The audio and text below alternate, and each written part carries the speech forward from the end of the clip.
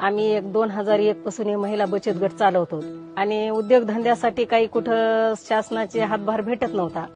कितने तेजस्वी लोग हैं हमारे पास, कितने शानदार विचार रखते हैं. आम्हाला राहुल पाटील साहेबांनी 2018ला त्यांना पतसंस्था खोलली. त्यांनी पहिल्यानं सुरुवातीला 2018ला 4 लाख कर्ज घेतलं.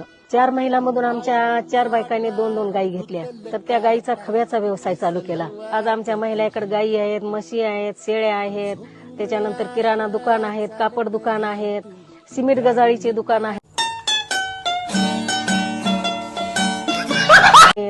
आम्हाला अजिबात महिलांनी आमच्या कारी घेतलेल्या आहेत, जिपा घेतलेल्या आहेत, आयटू प्रत्येक महिला उद्योजक झालेल्या आहेत. अच्छा, ठीक आहे. की दररोज 3,000-4,000 रुपये रोज कमवू शकतात. आज कुठला सर्व्हिसवाला अधिकारी तेवढा कमीत नाही. उत्पन्न वाढलेलं आहे. आम्हाला कोणाच्या हाताकडे पाहायची गरज नाही. आम्ही आमच्या स्वतःच्या जीवावर उभे आहेत. 1,500ची अपेक्षा करून नाही. A few moments later. बँकेमध्ये बचत गट करायला लावला, ते 25,000 बुडून टाकले. राहुल पाटलाचं नाव सुद्धा घ्या वाटत आम्हाला.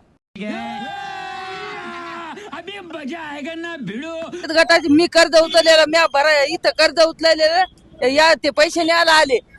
तिथले बँकेतले कुत्रे सुद्धा बाढायचे सगळे. कोणी पैसे त्या लोकांना बँकवाल्या बँकेत येतात त्या माणसानं मला म्हणले तुम्ही मग कर्ज फेडा, मी तुमचे देतो. ते चोर तिकडेच भेटले, फोन सुद्धा उचलाय तयार नाही. जात